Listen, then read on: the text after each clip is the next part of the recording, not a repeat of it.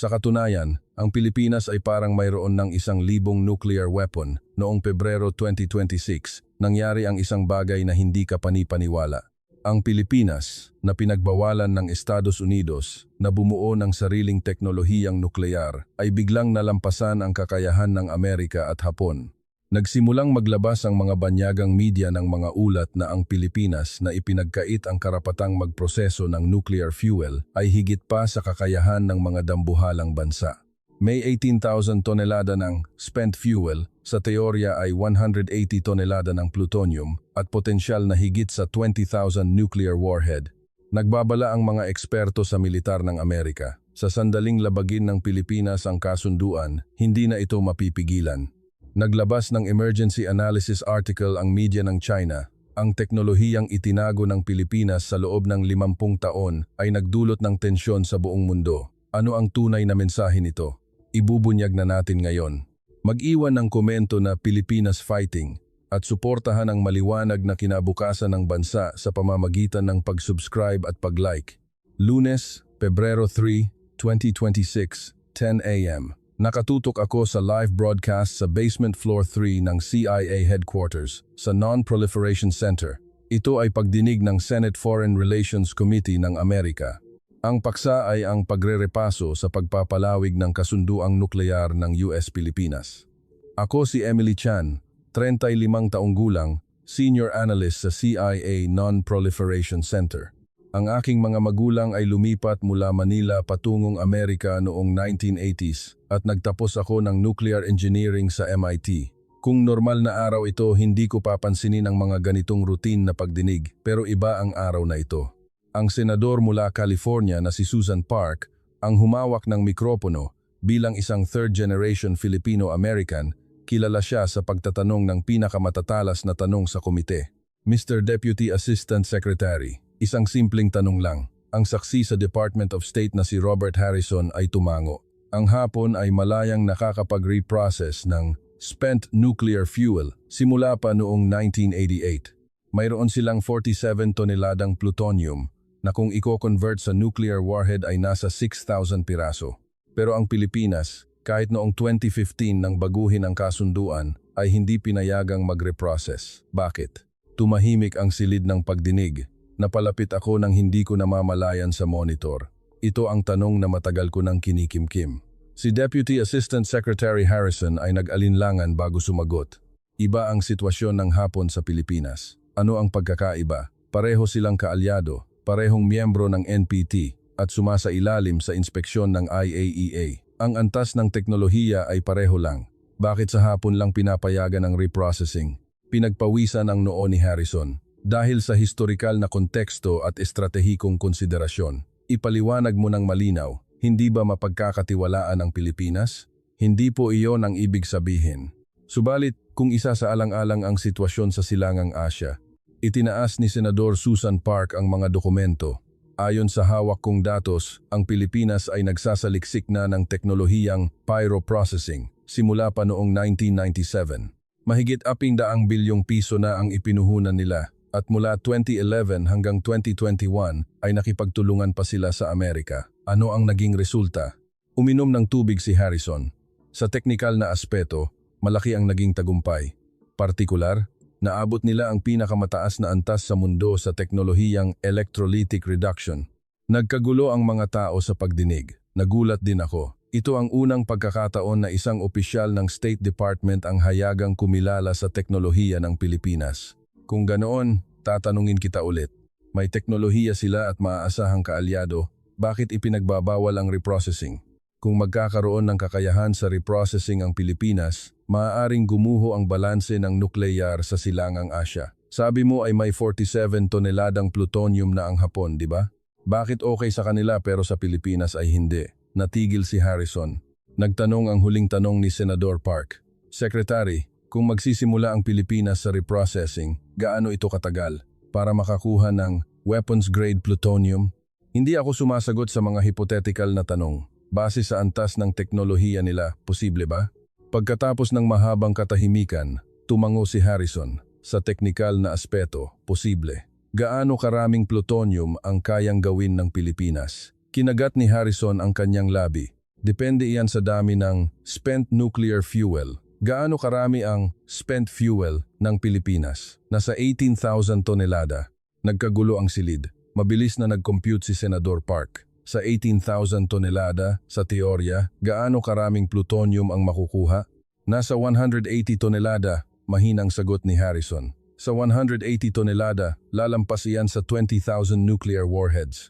Biglang nagyelo ang buong silid. Tumigil ang paghinga ko. Hapon, 47 tonelada, 6,000 warheads. Potensyal ng Pilipinas, 180 tonelada, mahigit 20,000. Sa sandaling iyon, tumunog ang telepono ko. Galing sa opisina ng Deputy Director. Emily, napanood mo ba ang pagdinig? Opo, sir. Gawan mo ako ng report sa loob ng 40 oras. Suriin ang kakayahan ng Pilipinas sa nuklear, ang teknolohiyang pyroprocessing at kung magdedesisyon silang mag-nuclear arm, gaano ito katagal. Naputol ang linya. Nagsimula akong mag-type sa keyboard. Pumasok ako sa database ng KERI, Korea Energy Research Institute. Inangkop sa kontekstong Filipino. Lumutang ang mga numero sa screen. 18,000 toneladang spent fuel, 180 toneladang plutonium sa teorya, 22,500 na potensyal na nuclear warheads. Sa sandaling iyon napagtanto ko, ang Amerika at marahil ang buong mundo ay nakakaligtaan ng isang mahalagang katotohanan. Ang Hapon ay may plutonium para sa 6,000 nuclear. Ang Pilipinas ay may kakayahang gumawa ng plutonium para sa higit 20,000. Ang tanong ay, alin ang mas mapanganib? Martes, Pebrero 4, 6 a.m. Nasa opisina na ako. Hindi ako nakatulog ng maayos dahil ang utak ko ay puno ng mga numero. 180 tonelada, 22,500. Sa monitor ko ang pinakabagong datos ng pasilidad ng Pilipinas para sa Pyroprocessing Integrated Demonstration Facility. Ito ang pinakamalaki sa mundo na natapos noong 2012. Sinimulan ko sa pagsusuri ng datos ng electrolytic reduction, ang puso ng pyroprocessing. Ito ang proseso ng paglalagay ng spent fuel sa mataas na temperatura upang alisin ang oxygen gamit ang kuryente. Ang resulta ay nagiging metallic uranium. Ang problema ay ang bilis. Sa design specs, dapat 48 oras para sa 1 kilogram, pero ang datos ay nagpapakita ng 5 oras lamang. 3 beses na mas mabilis. Inakala kong mali ang nabasa ko.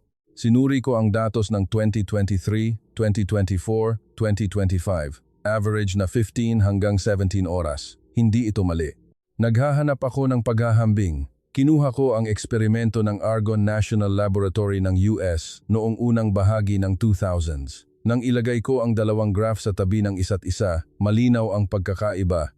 Ang Argonne Lab ay average na pitaman 2 oras bawat 1 kilogram, 3 beses na mas mabagal kaysa sa Pilipinas. Hindi ako makapaniwalang mas advanced ang Pilipinas sa US. O baka ayaw ko lang paniwalaan. Pero ang datos ay hindi nagsisinungaling.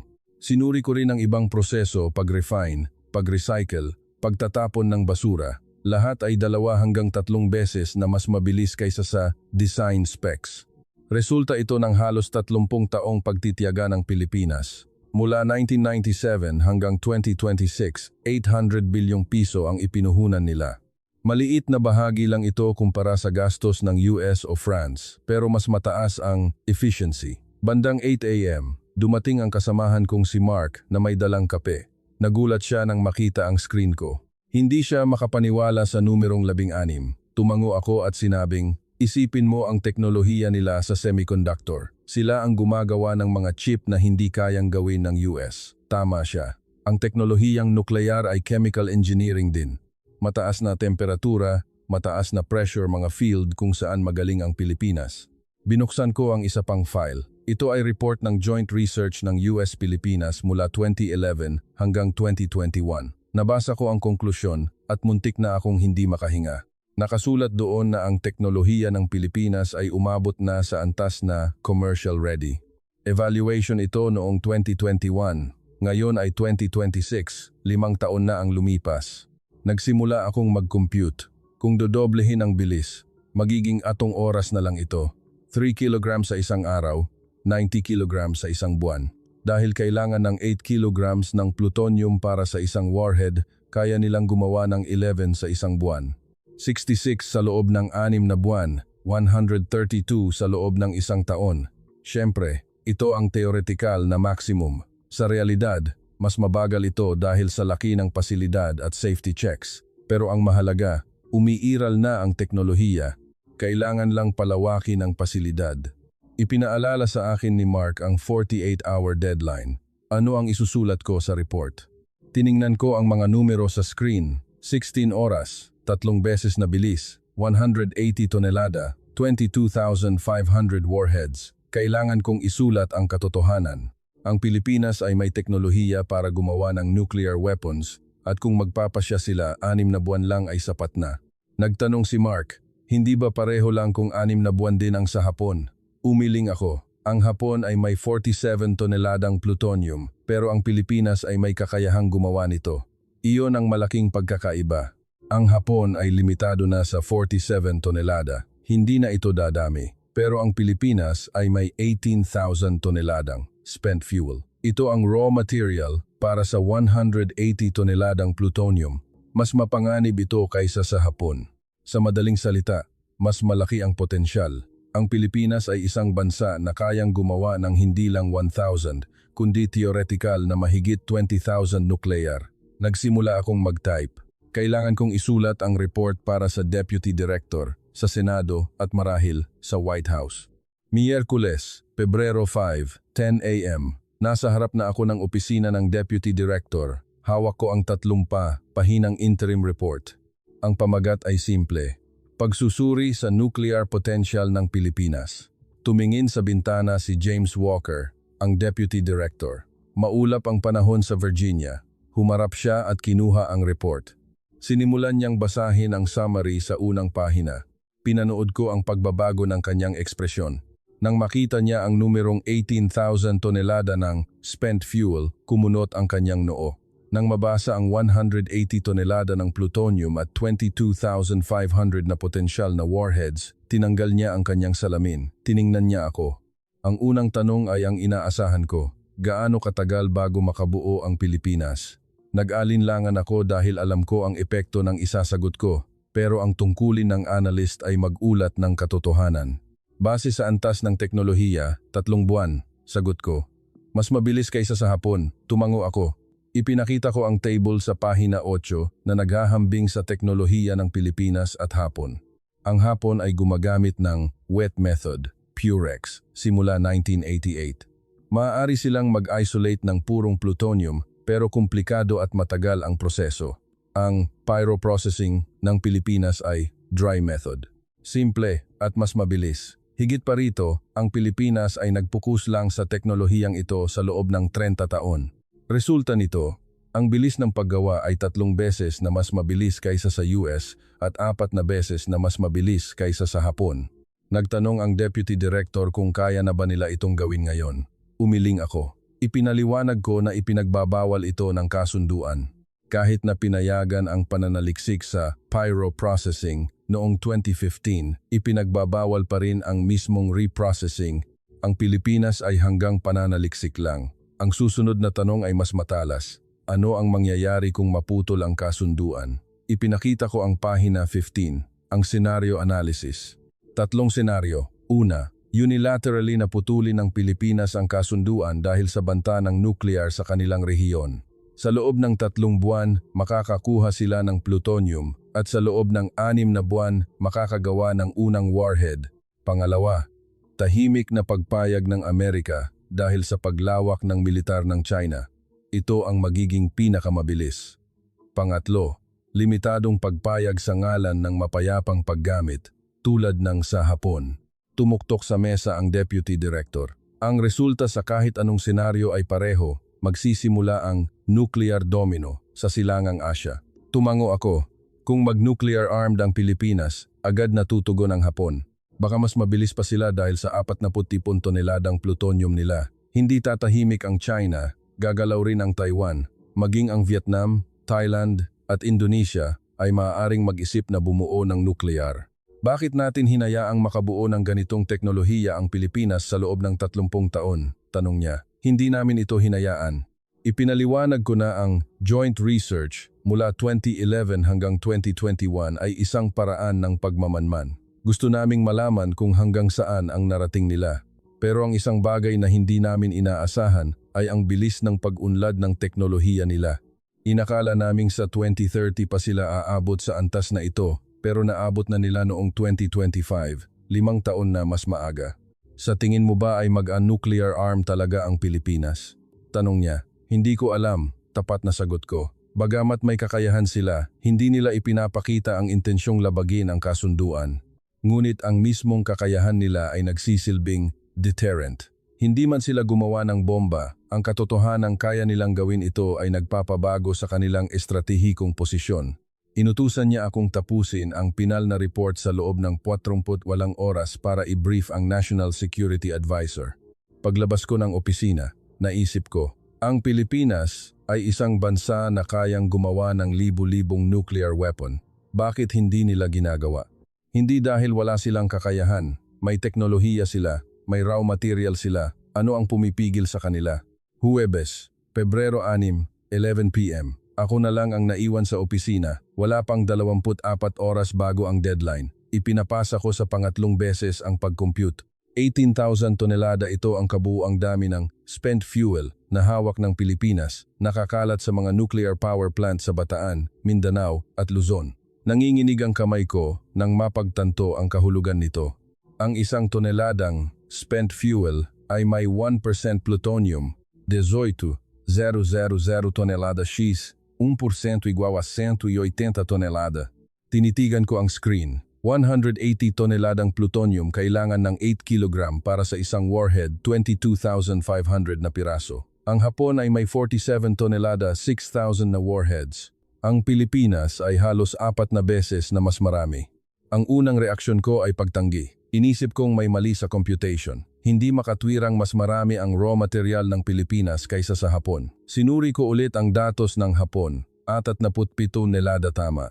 9 tonelada sa loob ng bansa, 38 tonelada sa UK at France. Ito ang natipon nila sa halos 40 taon ng reprocessing.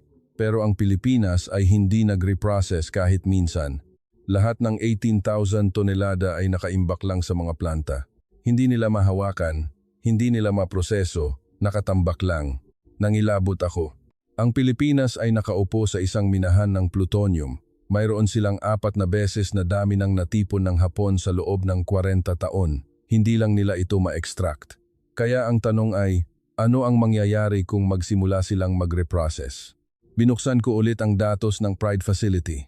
Ang kasalukuyang bilis ay 16 oras kada 1 kilogram. Kung 24 oras na tatakbo, 1.5 kilogram bawat araw, 540 kilogram kada taon. Pero ito ay laboratory scale lang. Paano kung gawin itong commercial scale tulad ng Rocasio Facility sa Hapon na nagpoproseso ng 800 tonelada kada taon? Sa bilis na iyon, 22.5 taon ang aabutin para sa 18,000 tonelada. Pero ang pyroprocessing ng Pilipinas ay mas simple. Ayon sa report ng US-Pilipinas Joint Research, kaya nilang magtayo ng commercial facility sa loob ng 3 taon. Bukod pa roon, ang bilis nila ay 3 beses na mas mabilis.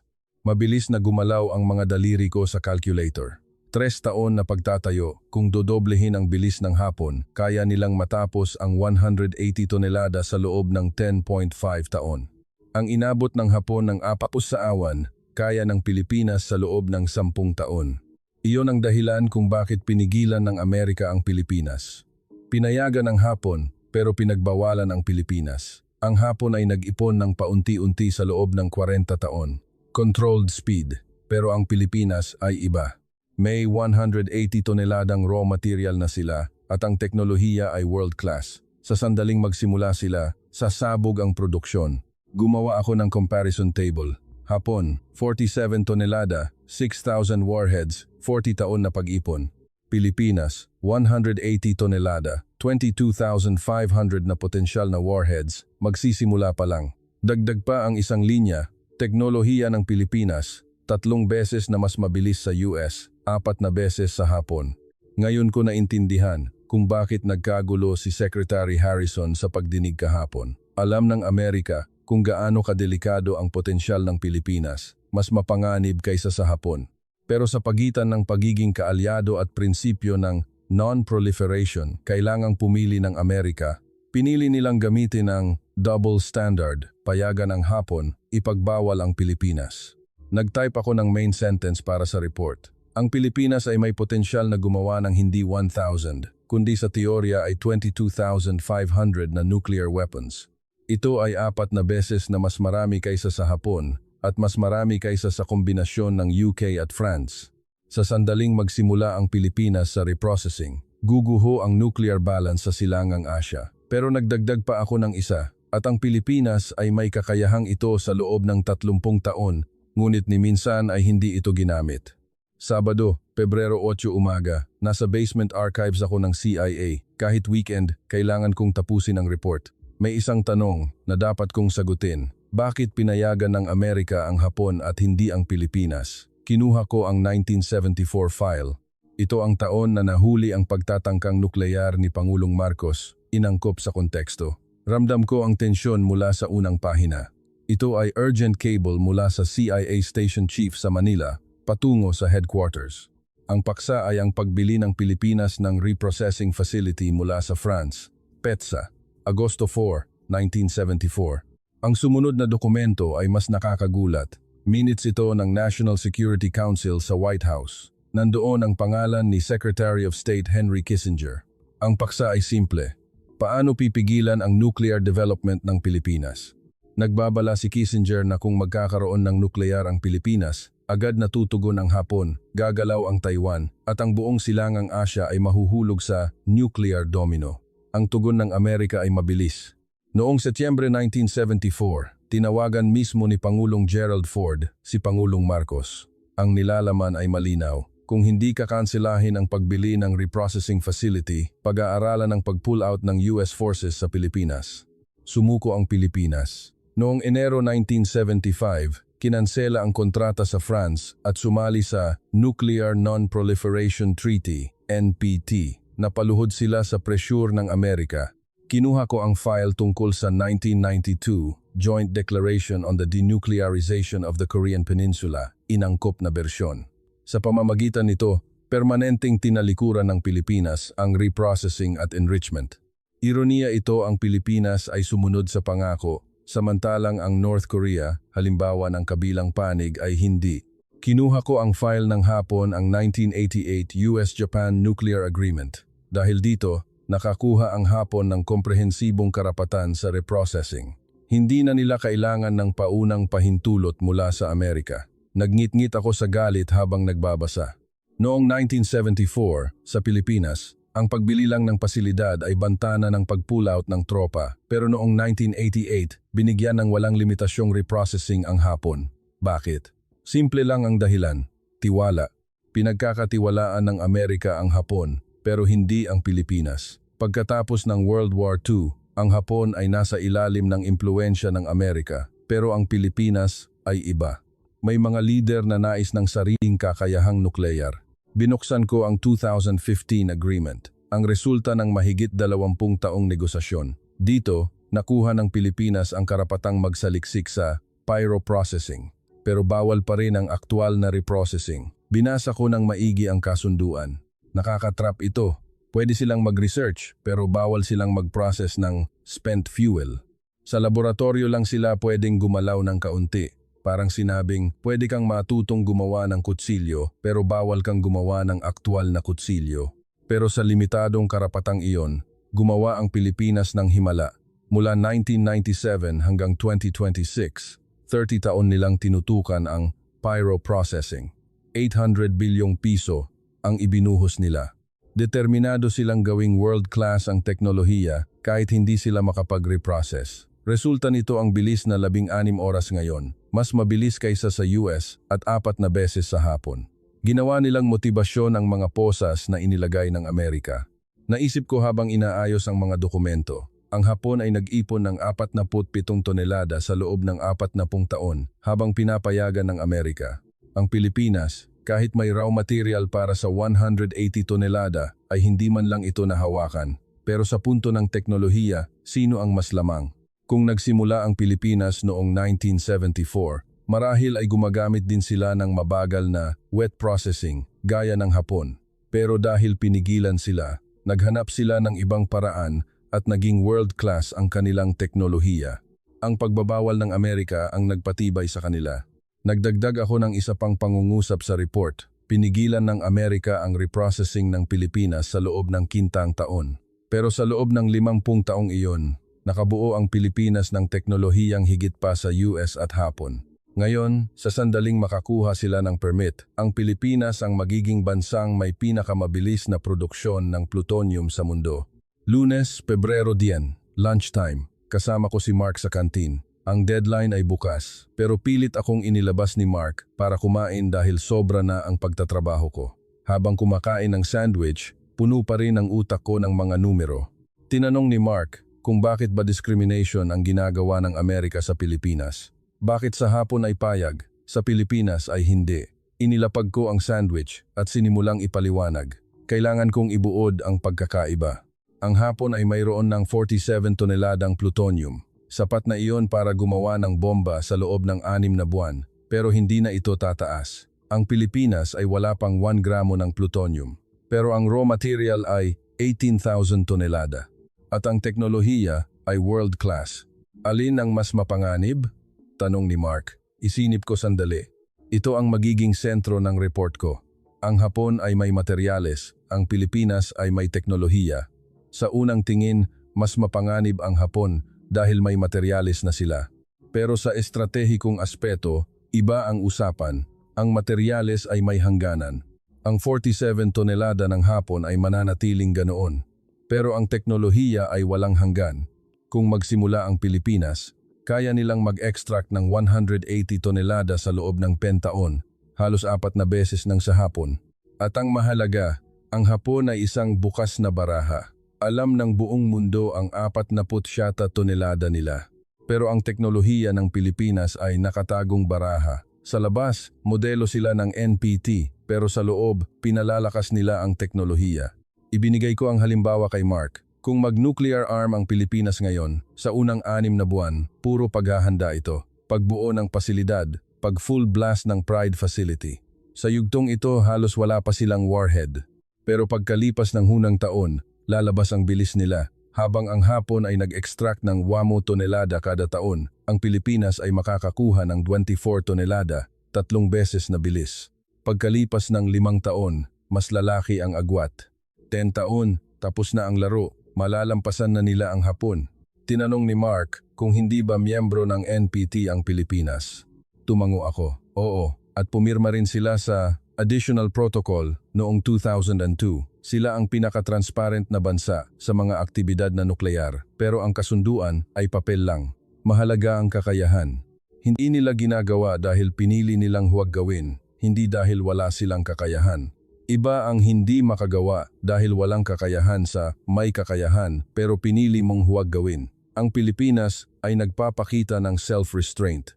Huwebes, Pebrero 12, 3 p.m. Binabasa ko ang technical document ng Pride Facility. Sa background, nakabukas ang TV.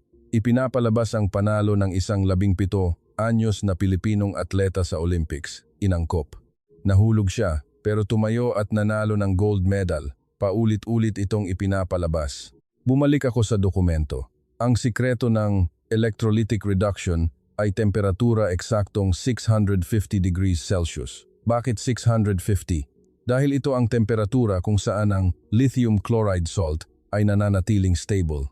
Kung sobrang baba, titigas ang asin. Kung sobrang taas, mag-evaporate. 650 ang sweet spot pero mahirap itong panatilihin. Kapag inilagay ang spent fuel, biglang bumababa ang temperatura. Kailangang painitin ito ng presiso. Hirap ang US Argon Lab dito. Ang temperatura ay nagbabago ng 10 degrees, kaya bumababa ang efficiency ng 30%, kaya 52 oras ang inabot nila. Pero ang Pilipinas ay iba. Ang Pride Facility ay kayang kontrolin ang temperatura sa loob ng plus 2 degrees. Paano? Induction heating system. Binalot nila ang electrolytic bath ng coils at ginamitan ng electromagnetic field. 5 beses na mas mabilis kaysa sa electric furnace at halos walang pagbabago sa temperatura. Ang teknolohiyang ito ay galing sa mga kumpanyang gumagawa ng semiconductors sa Pilipinas. Dahil presiso ang temperatura, bumilis ang processing. Ang 17 oras ng US ay naging 16 na lang. Pero ang mas nakakagulat ay ang kasunod. Ang bagong system na binuo nila ay gumagamit ng AI para hulaan ang temperatura. Kaya nitong i-adjust ang init bawat 0.1 segundo. Ang error ay mababawasan sa 0.5 degrees. Ang resulta, 16 oras ay naging 6 oras na lang. Higit 6 na beses na mas mabilis kaysa sa US. Naglakad-lakad ako. Paano nila nagawa ito? Dahil 30 taon silang nag-focus sa pyroprocessing lang. Ang US at France ay nag-aaral ng iba't ibang paraan ng sabay-sabay. Pero ang Pilipinas, 800 bilyong piso ang ibinuhos sa pyroprocessing. Iyan ang resulta ng pagtutok. Nakita ko rin ang teknolohiya ng liquid cadmium cathode sa electrolytic refining. Imbes na solid, ginamit nilang likido na nasa 500 degrees. Dahil likido, mas mabilis natunaw ang uranium at ang efficiency ay tumaas mula 95% patungong 99.2%. Ang teknolohiyang ito ay galing sa industriya ng bakal steel industry sa Pilipinas na in-apply nila sa nuklear. Tiningnan ko ulit ang TV. Ang 17 anyos na atleta ay ini-interview. Wala kaming maayos na training facility sa Pilipinas, pero naghanap kami ng paraan. Nangilabot ako. Ganun din ang Pride facility. Pinigilan silang magre-process, pero gumawa sila ng paraan gamit ang teknolohiya. Ang pasilidad ay maliit, pero ang efficiency ay world class. Isinulat ko, ang Pilipinas ay bumuo ng teknolohiyang mas mabilis ng 6 na beses kaysa sa US at 8 sa Hapon gamit ang sariling inobasyon. Ito ang resulta ng 30 taong pagtutok sa iisang teknolohiya. Kung magtatayo sila ng commercial facility gamit ito, kaya ng Pilipinas sa loob ng 10 taon ang inabot ng Hapon ng 50 taon. Biyernes, Pebrero 13, 10 a.m. Nasa White House Underground Situation Room ako. Special meeting ng National Security Council. Ang report ko ay nakarating na sa National Security Advisor. Ang mga nakaupo sa mesa ay ang mga Deputy Secretary ng State, Defense, Energy at ang Director ng CIA. Sinimulan ng National Security Advisor ang pulong. Nakinig sila sa briefing tungkol sa nuclear potential ng Pilipinas. Ang Deputy Secretary of State ay nagmungkahi. Bakit hindi na lang payagan ang Pilipinas na magre-process para sa mapayapang layunin gaya ng sa Hapon?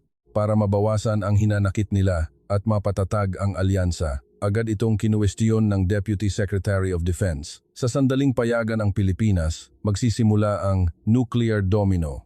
Ang Energy Secretary ay binanggit ang technical na aspeto.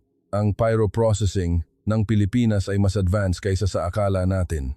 Ang ganitong precision sa temperatura ay hindi pa naisasagawa ng US ng komersyal. Tinawag ako ng CIA Director para mag-evaluate. Ipinakita ko ang larawan ng Pride Facility sa Daejeon, inangkop na lokasyon. Isang ordinaryong gusali lang, kasing laki ng maliit na factory. Pero sinabi ko na sa loob nito ay naroon ang pinakamataas na teknolohiya sa mundo. Kung gagamitin nila ito sa commercial scale, kaya nilang makakuha ng 9 toneladang plutonium sa loob ng 15 taon. Sapat para sa 1,125 warheads. Tinanong ako kung mag-nuclear arm ba talaga ang Pilipinas. Nag-alinlangan ako. Hindi ko alam. Pero isang bagay ang sigurado. Ipinakita ko ang video ng 17 anyos na atleta noong isang araw.